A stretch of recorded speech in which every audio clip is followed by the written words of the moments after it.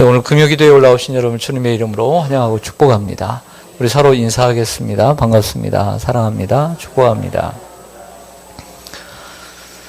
네, 한 번 더 인사하겠습니다. 당신 우리 교회 보배입니다. 네, 한 번 더 인사하겠습니다. 당신은 우리 교회 산소입니다. 산소가 없으면 안 되죠? 네. 네, 저기 위에 학생들이 이렇게 저희 위에 이렇게 앉아 있어요. 앞에 자리들이 많은데 앞에 자리에 앉아야지. 네. 항상 다음부터는 앞에 앉도록 해요. 자리가 얼마나 중요한지 학교 다니면 알죠? 학교 다니면 자리가 중요한 거 알아요, 몰라요? 알죠? 우리 학생들은, 우리는 학교를 떠난 지가 수십 년이 돼가지고 잘 모르지만, 우리 학생들은 너무나 잘 알리라고 알 거라고 생각을 해요. 어떤 세 가족이 그러더라고요.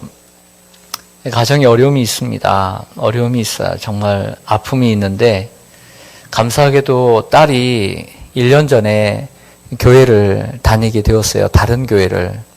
그런데 그 세 가족이 우리 교회의 성도인데, 그 딸의 가정에 어려움이 있어요. 말할 수 없는 아픔이 있어요.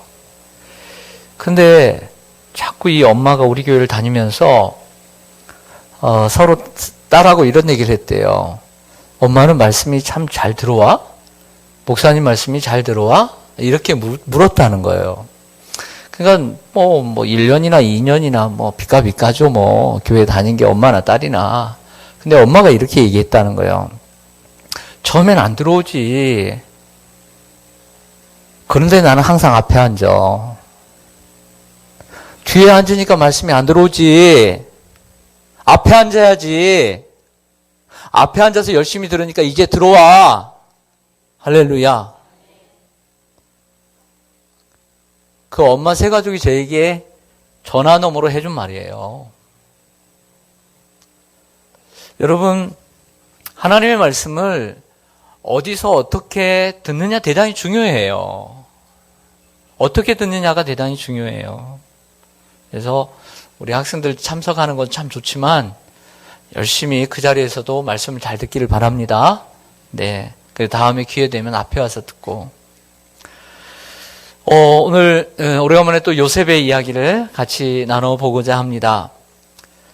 창세기 37장부터 50장까지 어떻게 보면 믿음의 족장 네 번째 아브라함, 이삭, 야곱, 그다음 마지막 요셉의 이야기가 37장부터 50장까지 기록되어 있습니다.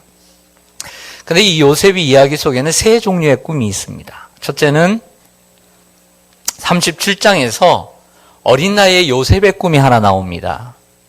이 요셉 자신이 존귀케 된다는 꿈입니다. 근데 그 꿈을 두 번에 걸쳐서 꾸는데요. 하나는 밭의 곡식의 꿈이고 또 하나는 해와 달과 별들의 꿈이었어요. 모두가 가족들이 자신에게 경배하는 꿈이 나옵니다. 두 번째는 오늘 본문 40장에 나오는 술 맡은 자와 떡 굽는 자의 꿈입니다. 자, 이 꿈에서도 보면 각기 다른 꿈이지만 두 번의 꿈인 것을 알 수 있습니다. 창세기 41장에서는 세 번째 꿈이 나오는데요.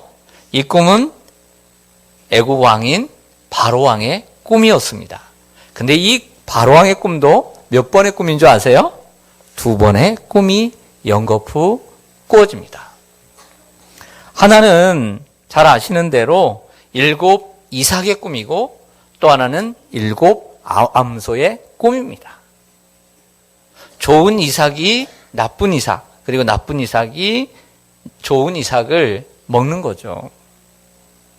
요셉의 꿈이나 관원들의 꿈이나 바로의 꿈이 모두 두 가지인 이유가 있습니다. 그것은 하나님이 정하셨다는 것이죠. 하나님이 이 꿈을 실현되도록 하나님이 작정하셨다라고 하는 의미입니다. 놀랍게도 세 번의 꿈인데 각자 다른 사람이 꾸지만 공통점은 둘 다 두 번씩의 꿈이었다라고 하는 것이 공통점입니다. 근데 놀랍게도 이 세 종류의 꿈은 요셉의 꿈은 전부는 아니에요. 두 관원의 꿈도 있고 애굽 왕 바로의 꿈이었지만 단언컨대 요셉의 인생을 인도한 가장 중요한 견인차, 그 1위를 꼽는다면 하나님이 주신 꿈이었어요. 그리고 이 꿈이 힘들고 어려운 순간마다, 좌표를 잃을 때마다, 그리고 두 갈래의 길이 있을 때마다 항상 그 가운데 정확한 이정표의 역할을 했어요. 저는 이걸 믿습니다. 어릴 때의 꿈은 그가 나를 닥칠 환난을 예고했습니다. 자, 이 말은 무슨 얘기냐면, 어릴 때의 그 꿈은 형들에게 팔리고 노예로서 애굽에 팔렸지만 그 환난과 고난과 시련과 아픔을 이길 수 있는 버팀목이 되었다는 얘기예요.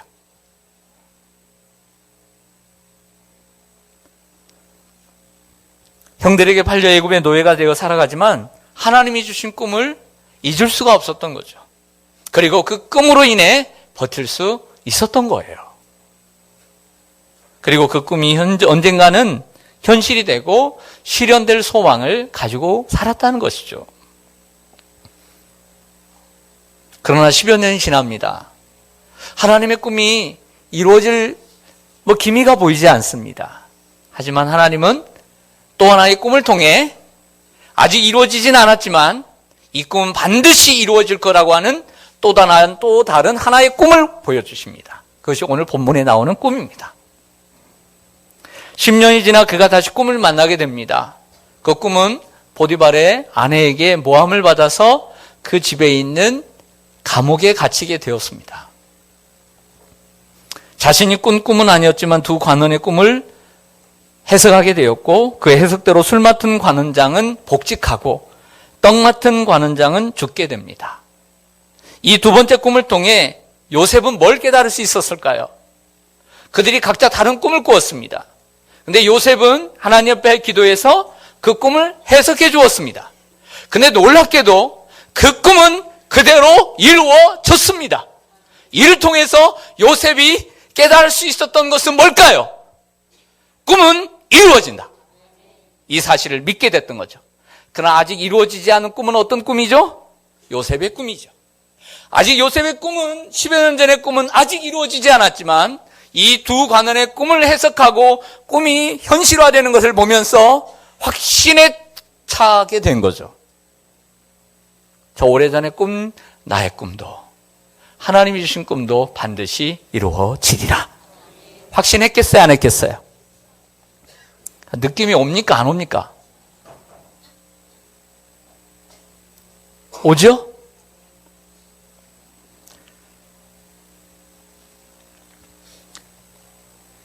이 두 번째 꿈을 통해 요셉은 더 참고 인내할 수 있었다라고 저는 생각을 해요. 그런데 이 꿈을 꾸고 그리고 그들의 향방이 달라졌을 때 술 맡은 관원장에게 했던 말이 있습니다. 오늘 14절을 한번 보실까요?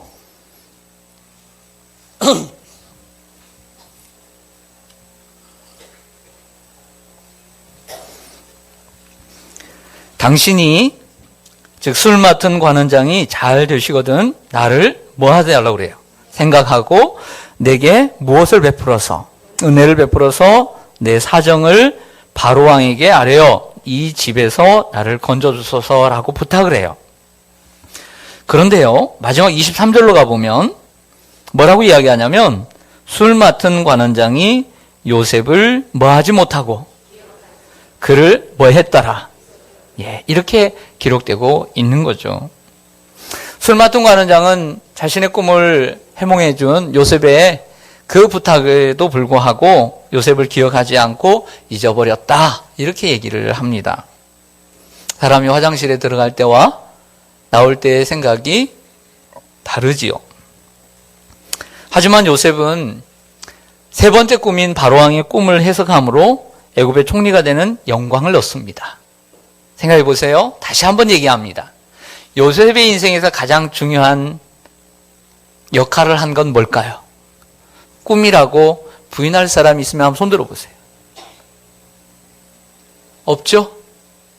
없을 만큼 요셉의 인생에서 중요한 건 꿈이에요.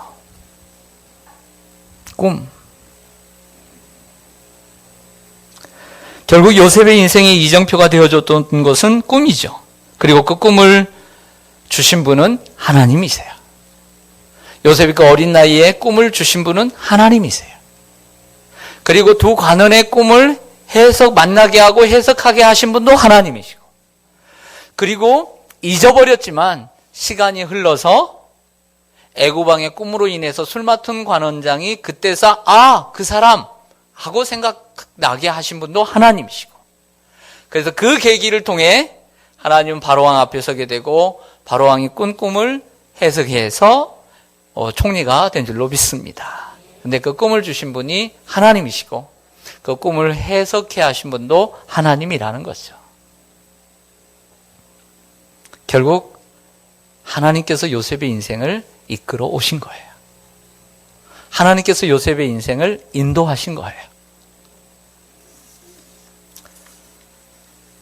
자, 오늘 본문에 나오는 두 관원의 이야기로 다시 한번 가보겠습니다. 이들은 바로왕 곁에서 술과 떡, 즉 음식을 맡은 총 책임자들입니다. 먹는 것은요, 마시는 것은 우리의 건강뿐만 아니라 우리의 목숨과 연관된 것입니다. 권력의 암투가 늘 자리 잡고 있던 왕궁에서 술과 음식은 믿을만한 미들맨에게 맡기는 것입니다. 그런데 무엇 때문인지 이들은 왕 앞에 범죄하게 되었고 왕의 심기를 불편하게 만들었습니다. 누가 잘못한지는 모르지만 왕은 판단했을 것입니다. 일단 둘 다 감옥에 넣자. 그리고 이 일을 잘 살펴서 누구의 잘못인가를 따져보자 라고 했던 것 같아요. 제 생각에. 감옥에 있던 두 관원이 감옥에 있는 도중에 꿈을 꾸게 됩니다. 바로 꿈을 꾼 건 아니고요. 많은 시간이 흘러서 몇 달이 됐는지 며칠이 됐는지 모르지만 1년이 됐는지 모르지만 계속 감옥에 있다가 거기서 요셉이 시중을 들게 되죠. 보디발이 바뀌었던 것입니다. 그러다가 어느 날 꿈을 꾸게 됩니다. 첫 번째 술 맡은 관원장은 포도나무의 꿈을 꿉니다. 자, 하나님은 놀랍게 연결을 시키죠. 포도나무의 꿈을 왜 꿨을까요? 술 맡은 관원장이 왜 포도나무의 꿈을 꿨을까요? 포도나무에서 포도주가 나기 때문이죠. 이렇게 쉬운 걸. 네, 포도나무에서 뭐가 나기 때문에? 술이 나기 때문이죠. 우리 아이들은 잘 모를 거예요. 왜 술이 나지? 포도를 으깨서 만들면 포도주가 되겠죠. 어떻게 하면. 여러분, 그래서 그 포도나무가 있는데 포도나무에 세 가지가 이렇게 뻗어 있는데 거기에 싹이 나고 꽃이 피고 열매를 맺어서 포도송이를 맺었습니다. 바로의 잔이 있기로 그 포도송이를 따서 즙을 만들어 잔에 부어드렸습니다. 이런 꿈이었다는 거예요. 해석을 합니다. 세 가지는 3일이고 그리고 3일 안에 바로왕이 부를 것이다. 복직될 것이다 라고 예언해 줍니다. 그리고 난 다음에 이렇게 얘기합니다. 나를 기억해 하시고 나를 생각하시고 나에게 은혜를 베풀어 주세요 라고 얘기를 했던 것이죠. 두 번째로 떡 굽는 관원장도 꿈을 꿉니다. 떡 굽는 관원장의 꿈은 떡 광주리의 꿈입니다. 왜 떡 관원장이니까 떡이 나온 거죠.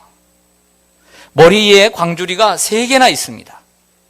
그래서 거기에 떡이 있고 그 위에 또 떡이 있고 거기 위에 또 떡이 있습니다. 근데 새들이 와서 먹어버렸어요. 역시 이 새 광주리는 3일이고 3일 안에 바로 그 머리 위에 떡이 있었으니까 그 머리가 나무에 달리고 새들이 고기를 뜯듯 이 떡 굽는 관원장의 몸을 살을 먹을 것이다 라고 솔직하게 해석을 해 주었습니다. 이들이 감옥에 들어온 지 여러 날이 지나고 문제의 원인을 밝힌 후에 떡 맡은 관원장에게 책임이 있다고 생각한 바로왕은 그를 죽이고 책임이 없다고 생각한 술 맡은 관원장은 복직을 시키게 됩니다. 바로 그날이 3일째입니다. 놀랍죠. 이러한 그 사람들의 꿈도 하나님의 계획대로 이루어지는 것을 보게 됩니다. 자, 이를 통해서 우리가 알 수 있는 것은 두 가지를 알 수 있습니다. 첫 번째, 우리는 내일 일을 알 수 없다. 따라가겠습니다. 우리는 내일 일을 알 수 없다. 단순히 요리사가 아닙니다. 술 맡은 관원장과 떡 맡은 관원장은 왕의 최측근입니다. 권력을 가진 사람들이죠. 근데 이 권력을 가진 사람도 내일은 어떻게 되는지 모르는 거예요. 주위를 보면 알잖아요. 신문을 보면 알잖아요. 뉴스를 보면 알잖아요. 또 하나는 우리의 미래는 오직 하나님만 아신다. 따라가신다. 오직 하나님만 아신다.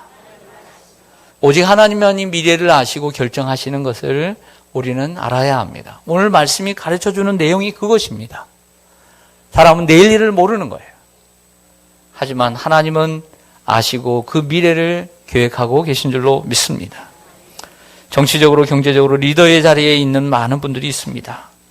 이런 분들은 이름깨나 날리는 유명한 분들입니다. 그 자리가 언제까지 안전합니까? 세계의 경영을 했던 대우그룹의 회장이 죽었습니다. 얼마나 훌륭하고 또 잘 나가는 경영인이었습니까?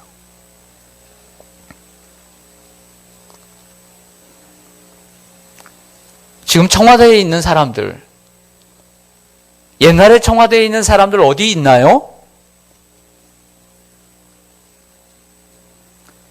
여러분, 세상의 권력과 세상의 우리의 어떤 자리가 내일 보장될 수 있을까요? 뉴스 하나에 떨어지는 낙엽처럼 떨어지지 않을까요? 바람 앞에 등불 같지 않나요? 떡 굽는 관원장도 자신이 어떻게 될지 어떻게 알았겠어요? 잘 나가던 그의 인생이 어떤 한순간으로 어떻게 이렇게 감옥에 들어갈 줄 누가 알았겠어요? 이들이 둘 다 잘못했는지 한 사람만 잘못했는지 모르지만 그래도 같이 감옥에 갔잖아요. 법이 잘못 판단하면 잘못이 없어도 감옥에 사는 거예요. 요즘 그거 우리가 생각하잖아요. 검찰이 무섭다는 것, 법이 대단하다는 것. 잘못이 있든 없든 잘못이 있다고 하면 잘못 있는 거예요. 우리 국민들이 정말 우리나라는 정의로운가를 생각할 때 얼마나 정의롭다고 생각할까요? 법은 바르게 집행되고 있다라고 국민들은 얼마나 몇 %나 동의할까요? 어제 오늘 뉴스에 보니까 올해 이제 한두 달 지난 얘기지만 조국 장관이 그렇게 될 줄 누가 알았겠어요? 청와대에 그렇게 들어가서 멋있고 하나 부족함이 없는 그 사람. 장관으로 임명되기 전까지 누가 그렇게 될 줄 누가 알았겠어요? 네? 점친 분 계세요? 야, 조국 장관 내가 이렇게 될 줄 알았어. 없죠? 그 조국 장관으로 인해 동양대학교 최성해 총장이 이렇게 될 줄 어떻게 알았겠어요? 뉴스를 보시면 아셨겠지만 최성해 총장도 탈탈 털려서 학위가 있는 4개의 학위 가운데 탈탈 털려서 2개가 가짜라는 게 드러났어요.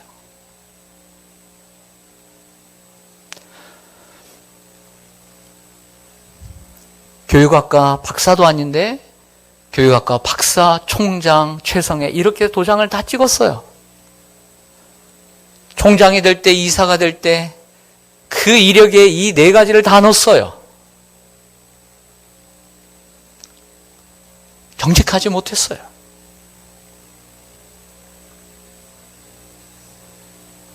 학교는 들어갔어요. 졸업장은 없는데 제적을 당했는데 졸업이라고 얘기하고 공부는 했어요. 정확하게 써야 되는데 정확하게 쓰지 않아서 탈탈 털려서 이제 그만둘 형편에 돼 있어요. 누가 그렇게 될 줄 누가 알았겠어요? 그렇잖아요. 사람은 내일 일을 모르는 거예요. 우리도 내일 일을 모르는 거예요.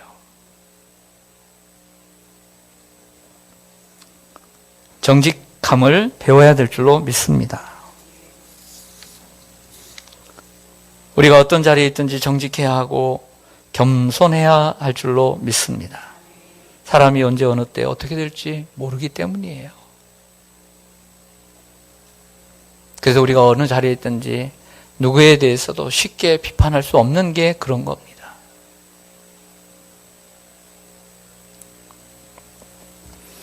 저는 오늘 이 두 사람에 대해서 좀 잠깐 좀 생각해 보려고 그래요.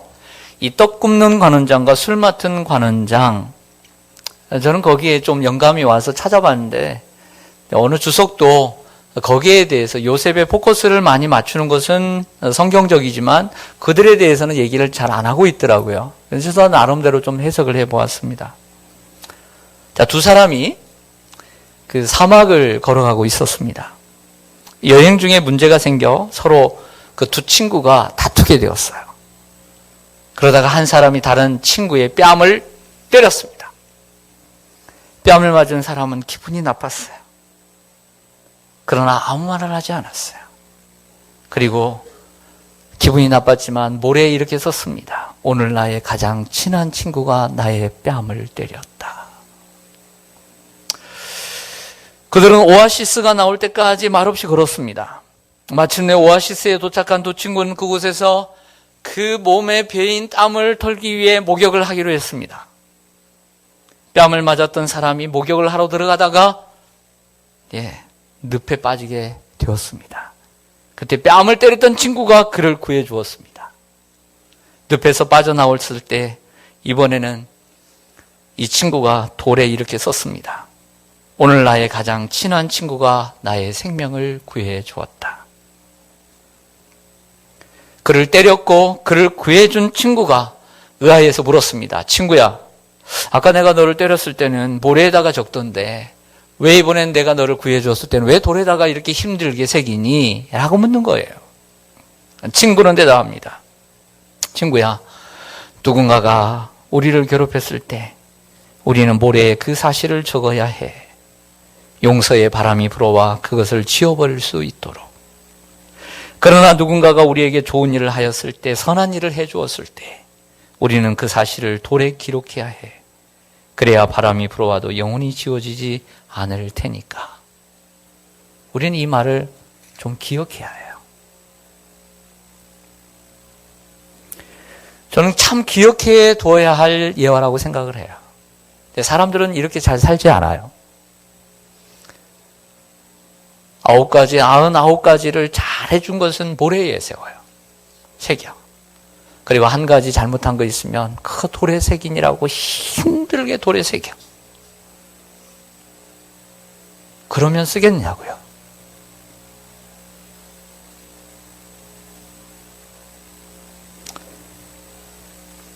여러분들은 힘들고 괴롭고 아픈 것을 어디다 지금 새기고 있습니까? 그리고 그것을 거기에 새길 만한 가치가 있다고 생각하십니까?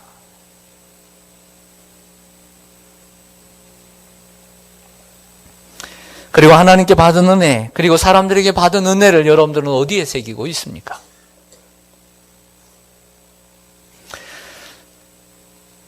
이 두 관원이 등장하는 이 감옥에서의 요셉의 생활, 이 40장의 가장 중요한 모티브는 기억함입니다.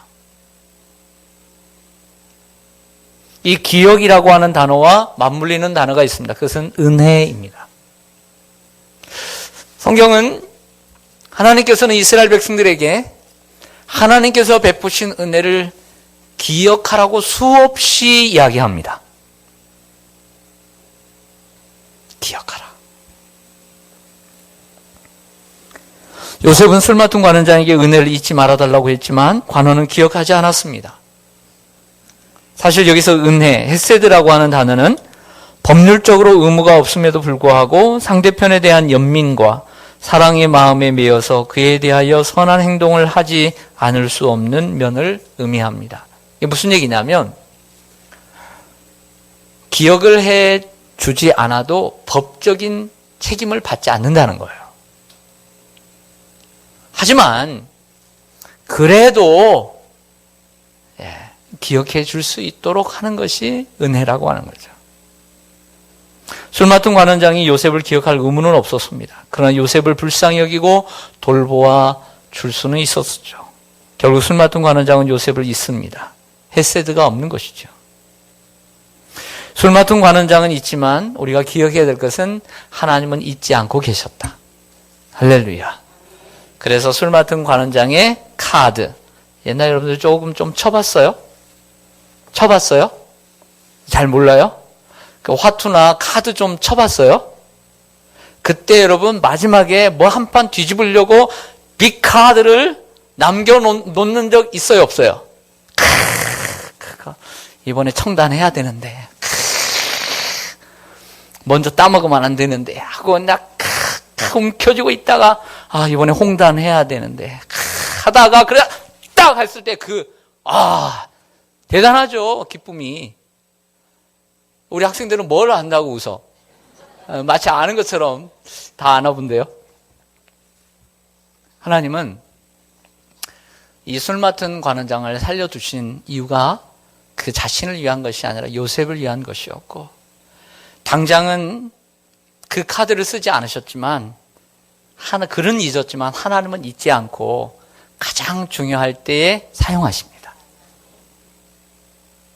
애굽 왕에게 불려가도록 하잖아요. 술 맡은 관원장이 소개를 하잖아요. 여러분 반대로 한번 생각해 보겠습니다. 우리는 알게 모르게 하나님의 은혜를 많이 받고 살았습니다. 다시 생각하고 대답을 좀 해주세요. 우리는 알게 모르게 하나님의 은혜를 많이 받고 살았습니다. 이쪽은 좀 약한 것 같아요. 제가 고개를 가야 이렇게. 우리는 알게 모르게 하나님의 은혜를 여지까지 많이 받고 살았습니다. 그런데 얼마나 하나님의 은혜를 기억하고 계십니까? 그리고 그 은혜를 하나님은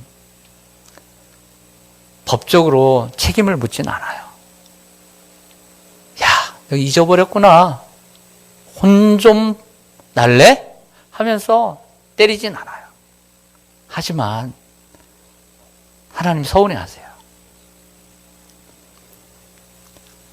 하나님의 은혜를 얼마나 기억하고 우리가 사는지, 그리고 하나님의 은혜를 얼마나 보답하며 사는지 한번 생각해 봅시다. 생색만 내지 말고. 사람 중에도 사람의 은혜를 생색만 내는 사람이 있고 잊어버리는 사람이 있어요. 그리고 정말 그 은혜를 감사하게 생각하는 사람이 있죠. 이런 생각을 해보았습니다. 대부분의 책들은 다 요셉을 중심으로 오늘 설교를 이끌어요. 근데 저는 오늘 관원들을 생각해 보았습니다. 내가 술 맡은 관원이 될 수 있겠다. 여러분들 우리의 인생이 어떻게 될지 몰라요. 잘 나간다고요? 언제까지 잘 나갈까요? 바람 앞에 등불 아닐까요? 우리의 과거가 얼마나 깨끗할까요? 흠이 없을까요? 하나님이 작정만 하시면 우리들의 과거 털털 털면 안 나올까요? 안 나올 사람이 어디 있을까요? 그러나 하나님은 우리에게 은혜를 베푸세요. 그리고 그 은혜를 기억하라고 말씀해요. 근데 자꾸 우리는 은혜를 잊어버리고 살죠. 술 맡은 관원장처럼. 내가 꼭 기억할게. 감옥에서는 얘기해요. 대답해요. 나가서는 잊어버리는 모습. 이게 바로 나와 여러분의 모습은 아닌가요?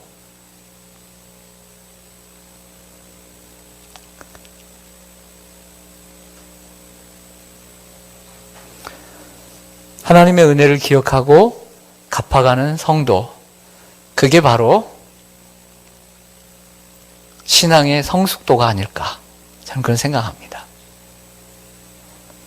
또 하나는 요셉의 인생에 있어서 이정표는 꿈이었습니다. 그 꿈이 없었다면 요셉은 벌써 무너졌을 거예요.